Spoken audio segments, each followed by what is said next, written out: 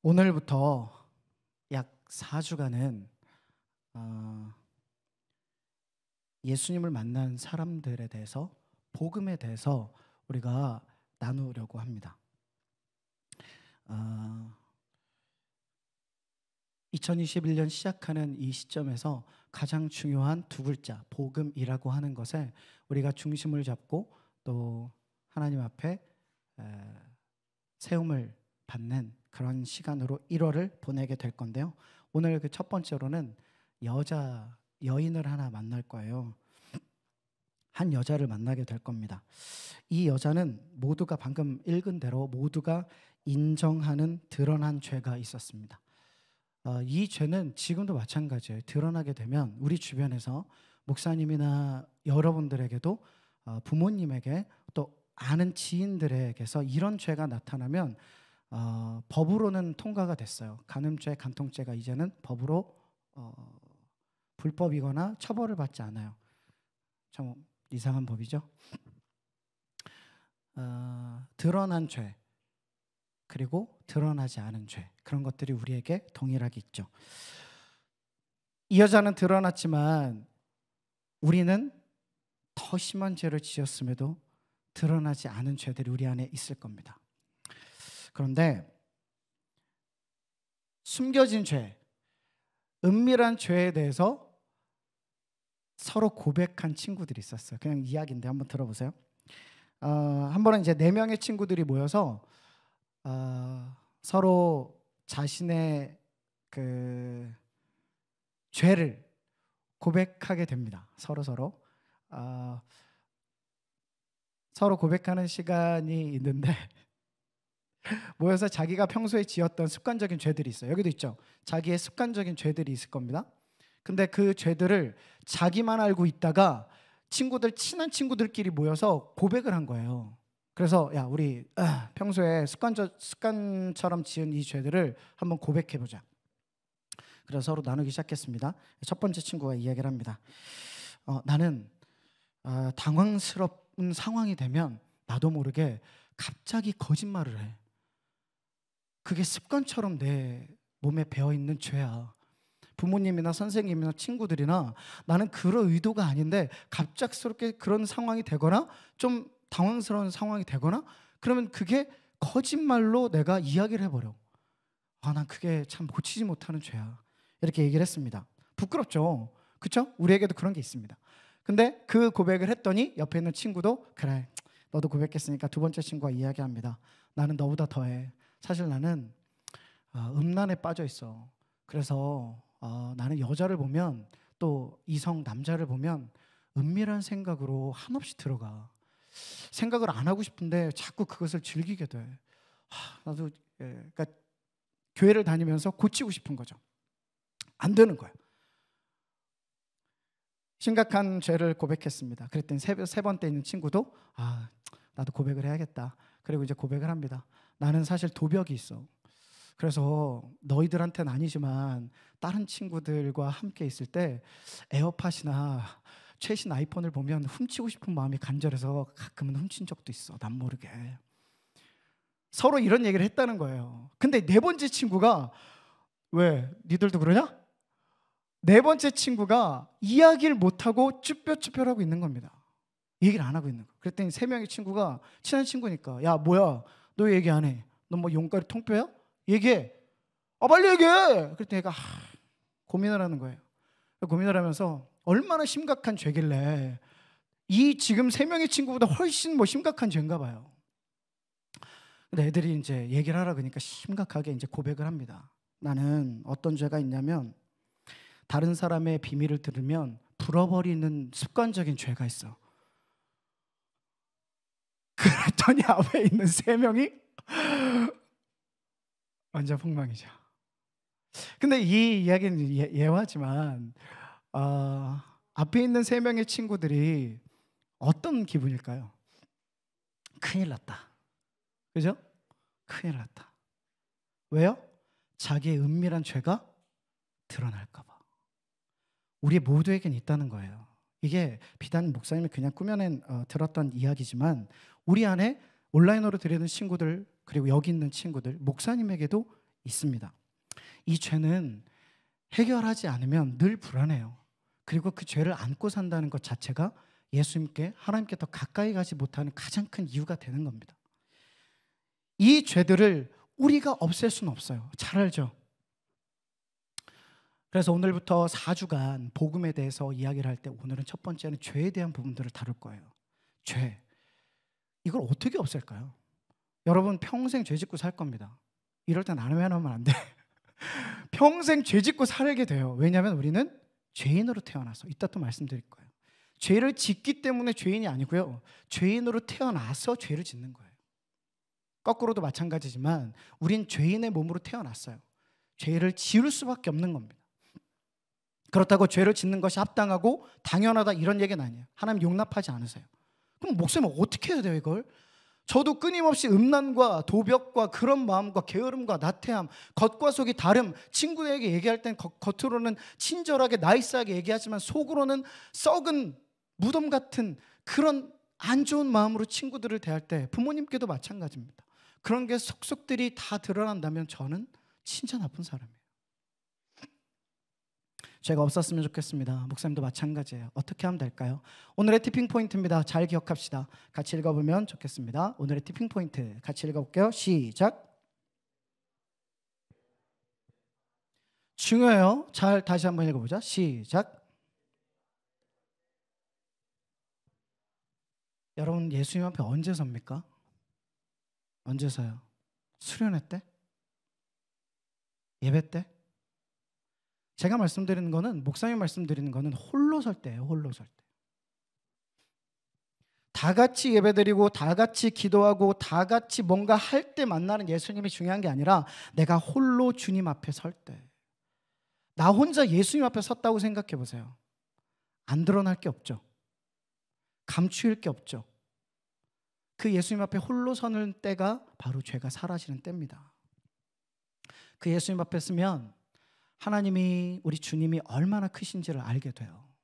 우리 하나님이 얼마나 크신 분인지 여러분 알아야 돼요. 그때 동시에 하나님 너무 크신 분이구나라는 것을 안과 동시에 뭐가 또 깨달아지냐면, 내가 진짜 작은 존재구나, 내가 진짜 죄인이구나, 하나님 너무 선하신 분이구나, 나는 너무 악한 죄인이구나, 이게 느껴져요. 목사님도 그렇고 여러분들도. 그런데 죄의 정의가 뭘까요? 목사님 죄가 뭐예요?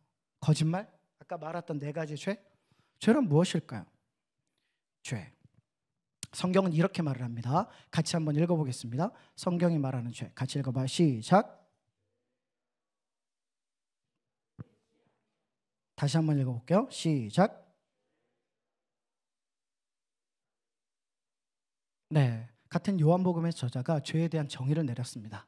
다른 본문에서도 죄에 대한 이야기들은 많이 나와요. 죄는 거짓말, 음란, 겉과 속의 다름, 게으름, 이런 것이 아니라, 이것도 죄예요. 죄 현상이죠. 그런데 진짜 죄의 근본은 뭐냐면 그들이 나를 믿지 않는 것, 이것 때문에 나타나는 현상이 거짓말, 도벽, 음란이라는 거예요. 목사님이 그래서 이제 모든 사람들은 죄를 범하여서 태어난 거죠. 아까 처음에 얘기했지만 우리가 모두가 죄인이에요. 모두가 죄를 가지고 태어나서 죄인입니다. 그래서 사람은 태어날 때 죄를 안고 태어나고 죄인으로 태어납니다. 단 한 사람도 태어나면서부터 예수님을 믿고 태어나는 사람은 없어요. 자, 손 들어보세요. 저는 태어나면서부터 예수님을 믿고 태어났습니다. 좋아, 그럼 이렇게 물어볼게요. 저는 모태신앙입니다. 손 들어보세요. 모태신앙입니다. 모태신앙입니다. 자, 내려보세요. 모태신앙 아는 사람 왜 이렇게 힘 빠져 있어? 나는 뭐야 이렇게. 아니야, 왜? 모태신앙이 신앙 지키기가 더 어려워. 이상하게 뭐 마녀를 있어가지고 목사님도 모태신앙인데, 사실 모태신앙이란 단어 자체가 잘못됐죠. 모태에는 신앙이 없습니다. 뭐예요? 정확히 얘기하면 모태출석 교인이죠. 모태출석 교인, 그죠? 모태로부터 엄마 뱃속에 있을 때부터 교회를 나왔다는 거지. 근데 모태신앙이라는 것이 맞다면 태어날 때마다 아이들이 예수님 찬양을 해야 돼. 나오면서 할렐루야를 외치고 의사들이 놀랄 거 아니에요. 근데 이게 많이 있다. 그럼 얘는 예수님 믿는 아이구나, 그렇게 태어나겠죠. 근데 목사님은 한 번도 못 봤어요. 여러분 아이 태어나는 거 봤습니까? 아이 태어나는 거 실제로 보는 사람 없어요? 경이롭습니다. 경이로워요. 진짜 남자분들은 뭐 지금은 가족분만실이 너무 잘 돼 있으니까 꼭 들어가요. 안 들어가면 남편이 아니야. 남자들이 모든, 다른 얘기지만 모든 가정의 어떤 그 문제는 남자들한테 있어요. 남자들 잘해야 돼. 진짜요. 진짜예요. 남자들이 잘하면 가정이 평안해요. 근데 이 아이가 태어나면서부터 만약에 신앙이 있다면 진짜 할렐루야 외치겠죠. 나오면서 의사 선생님 예수 믿으세요? 예수 안 믿는 것 같은데 이러면서 아이가 태어난다면 얼마나 무섭겠어요. 그러니까 하나님 그렇게 안 하시는 거예요. 근데 아무도 그렇지 않다는 이유는 뭐냐면 죄인이에요. 그리고 울면서 태어나죠. 주먹을 꽉 쥐고 태어나죠. 그래서 성악설과 성선설 중에 뭐가 맞아요? 성악설이 맞아요. 성경적으로 본다면 사람은 악합니다. 근본적으로 악해요. 그렇게 태어나서 죄인으로 태어났으니까 끊임없이 죄를 짓는 거예요. 이게 성경에 있어요. 같이 읽어볼까요? 같이 읽어보겠습니다. 시작.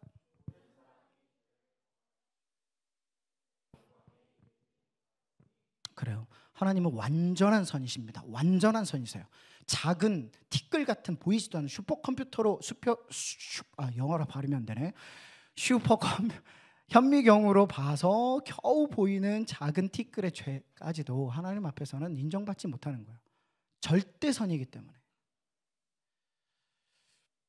오늘 본문에 나오는 성경학자, 율법학자들의 죄가 뭘까요? 서기관들과 율법학자들의 죄가 뭘까요? 이 죄예요. 예수님을 믿지 않았던 죄. 예수님을 인정하지 않고 예수님을 메시아로 인정하지 않았습니다. 근데 여기 하나가 더 붙어요. 뭐가 붙을까요? 자기가 원하고 자기가 바라고 자기가 기대했던 메시아가 아닌 거예요. 메시아지만 그래 인정해. 하지만 우리가 원하는 메시아는 아니야. 그래 왕으로 인정해. 저 가난한 동네 갈릴리 왕이겠지. 우리의 왕은 아니야. 내가 바라고 기대하고 내 모습대로 내 생각대로 꾸며내고 만들어낸 메시아라는 거죠. 근데 이게요 당시에 만연했어요. 예수님을 생각할 때 메시아?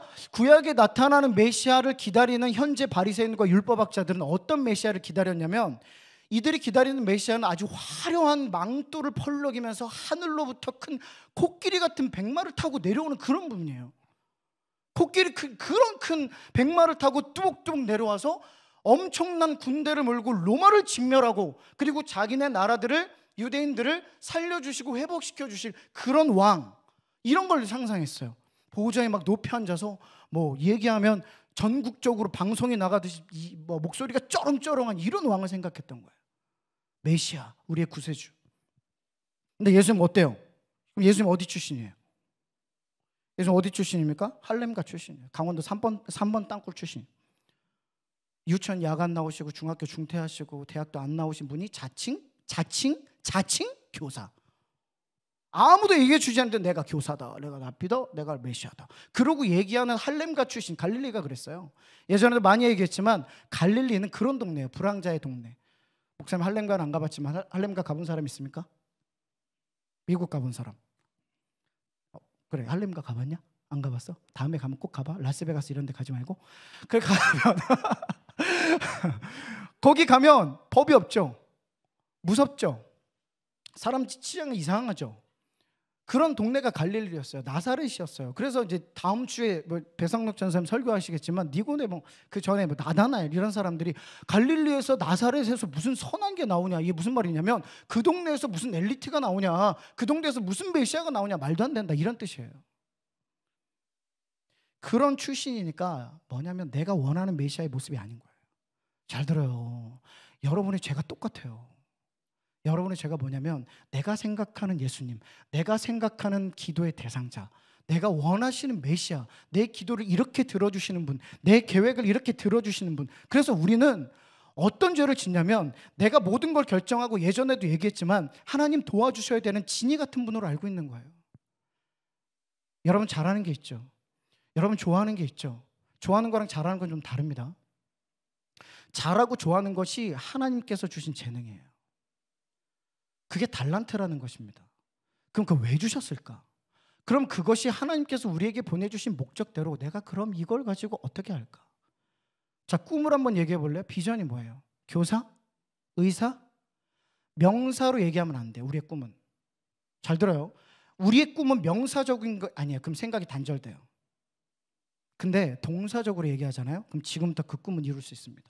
예를 들어 남들을 고치고 싶다, 남들을 가르치고 싶다, 선한 길로 인도하고 싶다. 교사죠. 그렇죠? 그런데 초등학교 교사, 중학교 교사, 고등학교 교사, 발음이 안 되냐? 여러 교사들 있잖아요. 가르치는. 근데 내가 대학 교수라고 한다면 아직은 멀었어요. 그죠? 근데 내가 누군가를 가르치는, 그래서 돕는, 그래서 하나님께로 인도하는 사람이 되겠다는 것이 나의 희망이고 꿈이고 비전이다. 그럼 지금부터 이룰 수 있는 거예요. 여러분의 꿈은 동사적이어야 돼요. 명사적이면 안 돼요. 여러분들의 꿈과 비전 이런 것들을 정해놓고 하나님께 진이같이 부르면 안 된다는 거예요. 하나님 여러분들에게 왜 달란트를 주셨을까요? 왜 재능을 주셨을까요? 여기 보면 찬양팀 가운데 재능 있는 친구들이 많아요. 거의 재능이 있고 좋아해서 여기 앉아있죠. 그러니까 그 시간이 여러분들, 목사님은 여러분들을 볼 때 여기 있는 친구들, 거기 있는 친구들도 그렇지만 찬양할 때 참 기쁨으로 찬양하는 친구들이 있어요. 수련회 가고 즐거운 게임을 하더라도 그때만큼 행복하고 좋은 표정이 안 나와요. 그럼 다시 돌아봐야 돼요. 내 꿈이 뭘까? 내가 뭘 할까? 정해놓고 하나님을 끌어들이는 게 아니라 하나님을 따라서 내 모든 것들을 주님께 드리는 거죠. 진이가 아니라니까요. 우리가 원하는 하나님의 모습대로 하나님이 움직여주시길 바라지 않으면 상처받고 힘들어서 하나님을 포기하는 그런 사람들이 너무 많아요.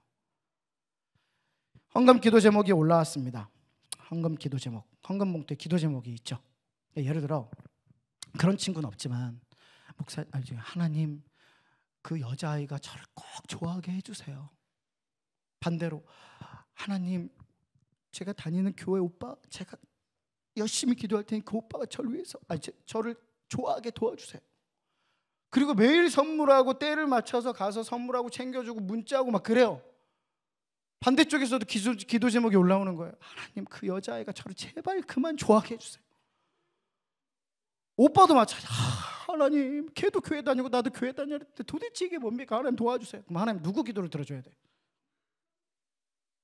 축구도 그래요. 하나님 4강 올라가게 해주세요. 그럼 그 나라도 기도할 거 아니야. 그럼 더 많이 기도한 나라가 올라가나? 아니죠.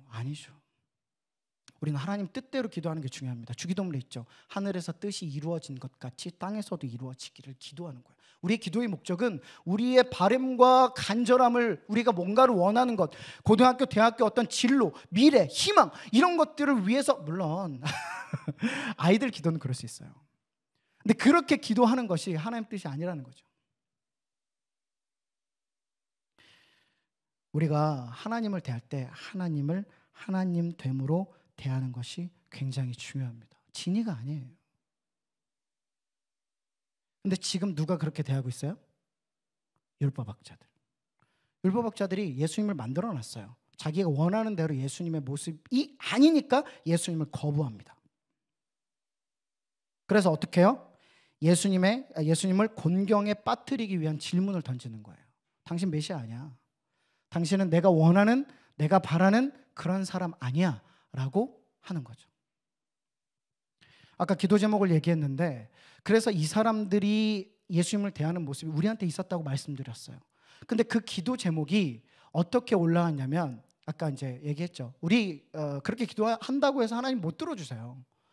근데 우리 교회에 있었던 기도 제목이 올라왔어요. 들어가고 싶은 학교가 있었나 봐요.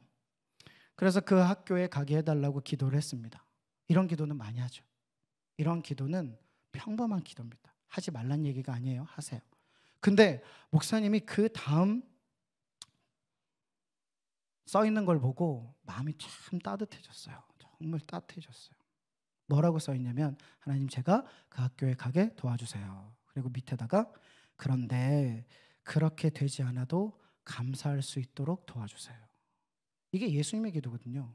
아버지 이 잔을 내게서 멀리 하옵소서. 하지만 주님 뜻대로, 아버지 뜻대로 하옵소서. 목사님 마음이 얼마나 따뜻했는지 몰라요. 이 어려운 시기에, 코로나 시기에, 어려운 시기에, 힘든 시기에 잘 버텨준 것만으로도 너무 고마운데 그렇게 잘 성장해 주니까 진짜 고맙더라고요.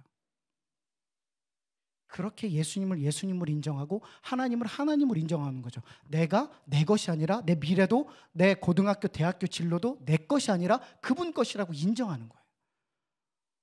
목사님 진짜 마음이 따뜻해져. 잘 컸다. 막 뿌듯하더라고요. 근데 이들은 아니었어요. 자, 우리 같이 성경 읽어볼까요? 어떻게 물어봤는지 같이 읽어보도록 하겠습니다. 자, 네. 모세는 율법에 이러한 여자를 돌로 치라 명하였거니와 선생은 어떻게 말하겠나이까? 이 질문을 하고 서기관들과 바리새인들이 환호성을 질렀어요. 들리지 않게 속으로 예! 겉으로는 어떻게 하면 되겠습니까? 라피가 선생님입니다. 선생님이요. 그리고 이제 속으로 예! 이러고 있는 거야. 왜 그런지 알아요? 이 질문에 함정이 있어요. 어떻게 얘기해도 함정에 빠지게 돼 있습니다. 첫 번째 대답, 예수님 만약에 이렇게 대답했다면 모세의 율법대로 돌로 치라. 모세의 율법대로 돌로 치라. 만약에 이렇게 얘기했다면 예수님이 뭐가 안 좋을까? 네. 고마워, 축복해. 예수님이 지금까지 사람들을 만나서 했던 게 두 가지입니다. 자비와 용서였어요. 사랑. 안식일을 범하면서까지 이 사람들을 용서하고 구해주는 것이 예수님의 사역이었습니다. 용서해라, 자비를 베풀어라, 사랑해라. 이게 예수님의 모토였는데 만약에 여기서 돌로 치라, 죽여버려 이러면 지금까지 얘기했던 예수님의 모든 것들이 한순간에 무너지는 거죠. 근데 여기 또 하나의 함정이 있는 게 이렇게 얘기할 수 없는 것은 당시에 누구의 지배를 받고 있었죠? 아니야, 이번 아니야. 당시에 누구의 지배를 받고 있었죠? 로마의 지배를 받고 있었습니다. 그래서 사람을 죽일 수 있는 권한은 로마에게만 있었어요. 그래서 이 사람을 죽여라 라고 얘기할 수 없어요. 그래서 로마의 실정법에 어긋나는 행동이었습니다. 만약에 그렇게 얘기하면 예수님 끌려가겠죠. 로마 사람들에게 의해서. 그럼 반대로 예수님이 이렇게 얘기했다고 쳐보세요. 아까 보여준 다 보여주세요. 용서하고 보내줘라. 지금까지 예수님이 얘기했던 모든 부분들이죠. 용서하세요, 사랑하세요, 보내주세요. 그렇게 얘기했다면 뭐에 어긋나는 거예요? 그렇지. 예배에 참여해준 여러분들에게 하나님의 축복이 임할지어다. 좋은 선생님 만나고 좋은 성적에서. 그런데 율법을 어겨버리는 겁니다. 근데 유대인의 모든 근간은, 삶의 모든 중심은 율법에서부터 나와요. 심지어 율법을 어기면 자녀 간, 부모 지간 갈라져 버리는 거야. 야, 너가 어떻게 모세의 율법을 근데 지금 예수님이 공개적으로 수많은 사람들 앞에서 모세의 율법을 어겨라 라고 얘기하면 예수님 돌로 맞겠죠. 어떻게 얘기해도 예수님은 끝장나게 돼 있어. 머리를 굴려서 예수님을 구렁텅이에 넣은 거예요. 자기가 원하는 메시아 아니니까. 근데 진짜 우리 예수님 진짜 대단한 분입니다. 우리 같이 읽어볼까요? 그 다음 구절 같이 읽어보겠습니다. 다음 성경 구절 읽어보겠습니다. 요한복음 8장 6절 말씀을 같이 읽어볼게요. 시작.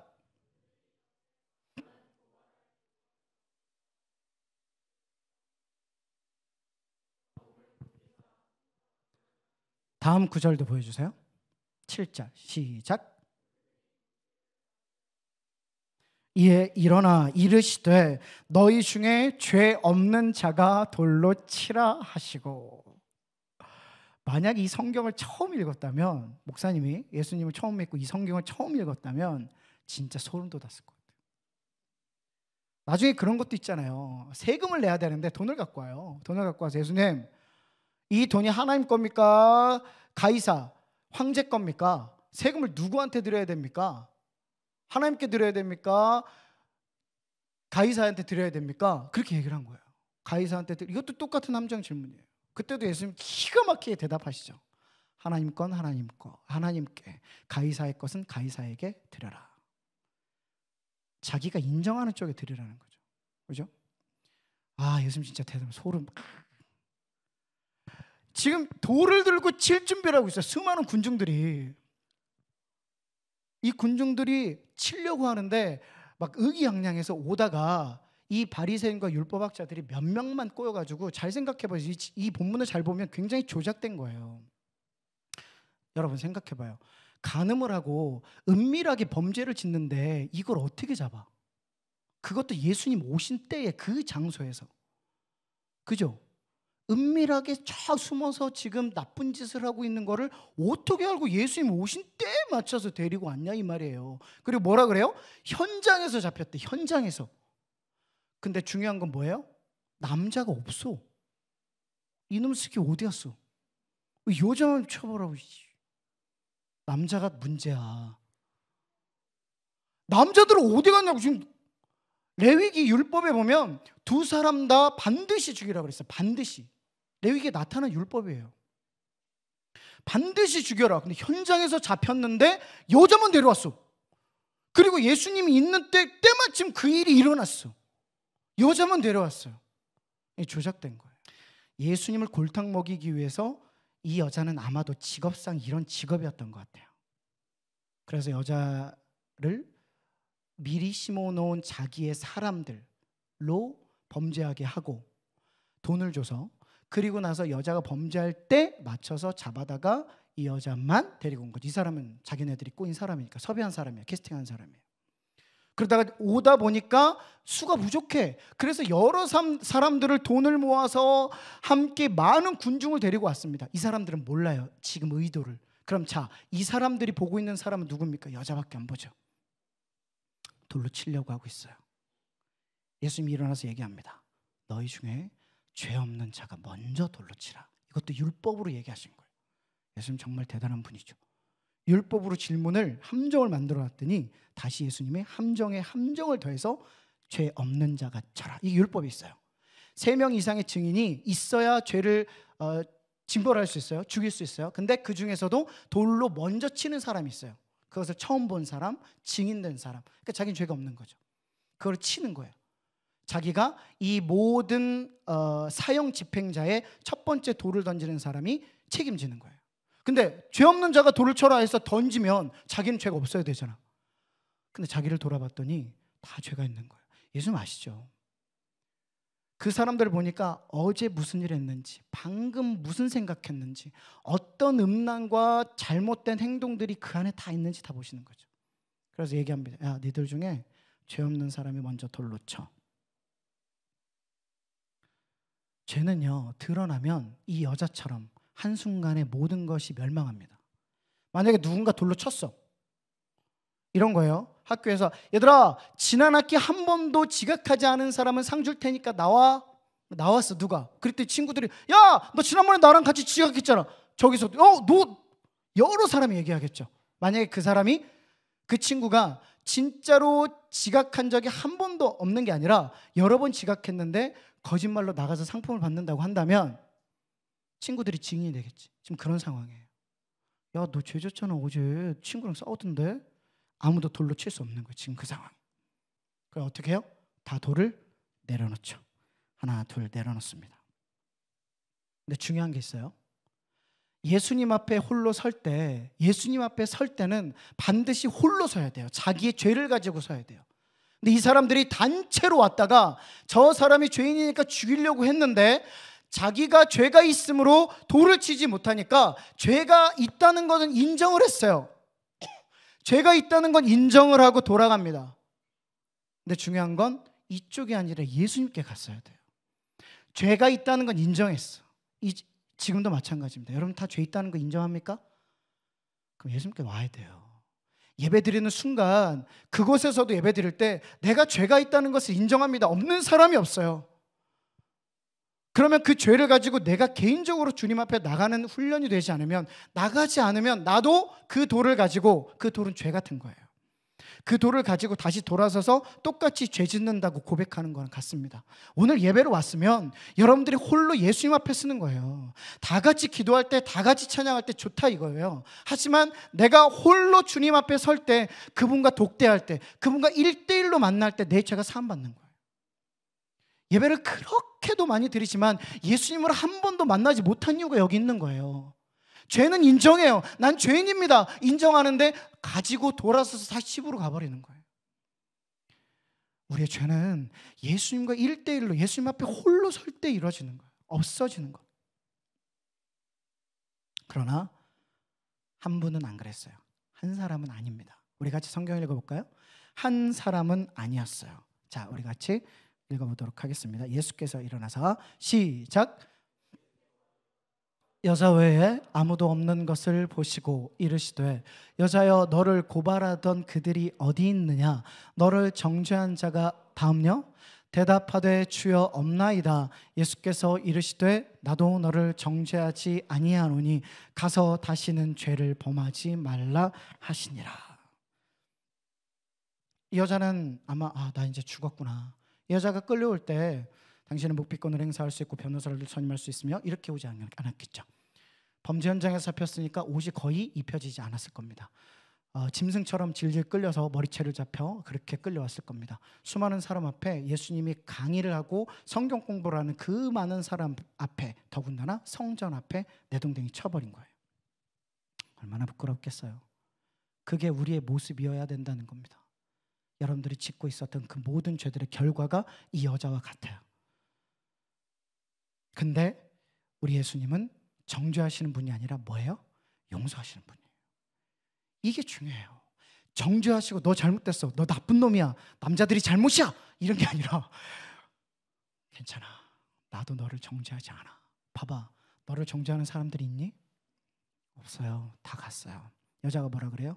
주여 없나이다. 주여라는 뜻의 영어 표기가 로드입니다. 로드. 나의 왕이시여. 여자가 고백하는 거예요. 나의 왕이시여. 그 중에서 유일하게 이 여자에게 돌로 칠 수 있는 사람이 있었다면 누굴까요? 예수님이죠. 온 세상 가운데, 적어도 예루살렘 가운데, 적어도 모인 사람 중에, 적어도 성전 안에 지금 자기에게 돌로 칠 수 있는 자격이 있는 유일한 사람이 있다면 예수님. 오히려 이 사람은, 이 여자는 벌벌 떨었을 수도 있어요. 이분이 나를 돌로 치면 어떡하지? 그 권위를 예수님께서 어떻게 해요? 나도 너를 정죄하지 않는다. 나도 너를 용서한다. 나도 너를 사랑한다. 근데 중요한 마디가 하나 더 있죠. 다시는 죄를 범지 말라. 이 말에 계속해서 죄를 지었던 여자의 직업적인 간음이었음을 보게 됩니다. 이 여자에게 얘기하시는 거예요. 그 죄 내게 다오. 언젠가 예수님이 십자가에 매달려 질질 끌려가, 자신이 끌려갔던 것처럼 예수님이 끌려가죠. 벌거벗겨진 채로 예수님이 끌려갑니다. 그거를 이 여자도 봤을 거예요. 골고다로 올라가는 십자가를 맨 어린 양, 그 예수님이 올라가는 것을 보면서 이 여자가 얘기했을 거예요. 생각했을 거예요. 내가 죽었어야 되는데, 내가 저 벌을 받았어야 되는데 왜 죄 없는 저분이 십자가를 지고 매를 맞지, 돌을 맞지? 그리고 그분이 죽잖아요. 그게 우리의 고백이어야 됩니다. 내가 죽어야 되는데 우리 주님은 죽으셨구나. 나는 철저한 죄인인데, 회복할 수 없고 죽어야 되는 죄인인데 날 위해서 예수님 죽으셨구나. 죄 없으신 예수님은 죽으셨구나. 이제 나는 홀로 예수님 앞에 서야겠다. 이제 말씀을 마치겠습니다. 우리는 하루라도 안 씻으면 냄새가 나죠. 한번 보여줄래요? 60년 동안 한 번도 씻지 않은 사람입니다. 뉴스에 났어요. 실제로 60년 동안 한 번도 씻지 않았어요. 얼마나 더러울까요? 근데요, 여러분, 오른쪽에 보면 우리 손에 세균인데 저게 며칠 안 씻은 손이 아니라 잠깐 안 씻은 손이에요. 잠깐 안 씻은 손. 잠깐 안 씻어서 세균이 퍼지고 사람이 죽는다고요. 그죠? 내 손에 잠깐 안 씻은 것 때문에 하루만 안 씻어도 얼마나 찝찝해요. 그죠? 여러분 집에 들어가서 손 안 씻는 사람 지금 없죠? 이제 저 보셔도 돼요. 근데 안 씻는 사람, 목사님도 하루에 수십 번도 더 있어요. 마우스 만지고 잠깐 화장실 가면 꼭 씻고, 항상 그래요. 운전하고 들어오면 꼭 씻고 손에서. 근데 만약 이 손을 하루 종일 안 씻고 여러분들이 뭔가를 만지고 얼굴을 만진다고 생각해봐요. 하루 종일 안 씻었던 저 손으로 여러분 얼굴 누군가 쓰다듬는다고 생각해보세요. 자, 얘들아, 하루만 안 씻은 손을 가지고 우리를 쓰다듬는 것이 그렇게 혐오스러운데 평생 동안 한 번도 씻지 않는 더러운 죄들이 내 안에 있어요. 여러분, 좀 더러운 얘기지만 여러분들이 화장실 가서 큰일을 보고 남들한테 보여줍니까? 보여준 적 있어요? 그걸 보여줄 때 느낌이 어때요? 만약에 보여준다면, 목사님도 아무리 가까워도 목사님하고 함께 사는 분에게 보여준 적이 없어요. 굉장히 부끄럽잖아요. 아무리 부부여도 10년이 넘게 산 부부여도 그건 아니야. 그죠? 근데 만약 여러분 죄가 드러난다면 어떨까요? 목사님이 이제 예전에 보여줬어야 되는데 죄송해요. 아까 사진 2개만 보여주실래요? 이 2분 사진을 꼭 보여줘야겠어요. 이거 말고 그 전에 사진. 그 연예인하고 그 사진이 있을 거예요. 네, 이 2분이 누군지 아세요? 공통점이 있습니다. 왼쪽에는 안경 썼네요. 남자고요. 코가 2개고 입이 하나요. 공통점이에요. 눈이 2개네요. 굉장히. 네, 남자고 머리가 있어요. 또 검정색이고 한국 사람이네요. 근데 이 2분의 공통점이 있어요. 굉장히 잘 나갔던 사람들이에요. 왼쪽에 있는 사람은 연예인 신정환이라는 사람이었는데요. 가수 룰라 출신, 가수로도 굉장히 성공했었는데 이후에 버라이어티 쇼에 지금의 박명수의 자리를 전부 꿰차고 있었던 2인자였어요. 지금의 박명수보다 훨씬 잘 나갔어요. 유재석, 강호동, 또 신동엽, 메인 MC들은 다른 데 있는데 다 모든 3사 방송국에 다 나온 사람이 신정환이었어요. 너무 재밌었어요. 그래서 서로 캐스팅하려고 했어요. 오른쪽은 누구예요? 왼쪽엔 충남 도지사죠. 다음 대권 주자로 손색이 없을 만큼 유망한 젊은 지도자였습니다. 너무 잘 나갔습니다. 근데 뭐 때문에 폭망해요? 지금 흔적도 없어요. 죄 때문에. 죄 때문에. 신정환이 얼마 전에 아는 형님이라는데 고정 캐스터로 고정 출연으로 이렇게 얘기를 했더니 시청자의 반응이 싸늘했어요. 도박을 했고요. 성범죄를 했어요. 자기 비서하고. 죄라는 건요, 여러분 드러나면 현재 여러분의 삶을 완전히 망가뜨려요. 목사님도. 만약에 목사님이, 여러분도 포함이지만 모든 목사님, 모든 사람들에게 지금 내가 지금까지 지었던 모든 죄가 나타나면 그 자리를 잃어버려요. 목사님도 어떻게 목사님 그런 충격. 여러분 아마 믿음을 버릴 수도 있어요.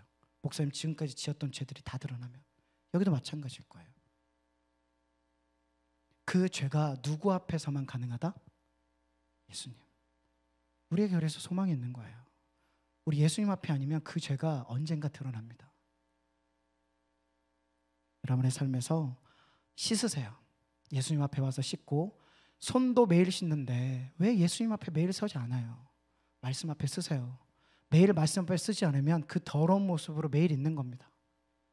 매일 주님 앞에 서세요. 매일 예수님 앞에 서세요. 홀로 서는 게 중요해요. 말씀 앞에 서세요.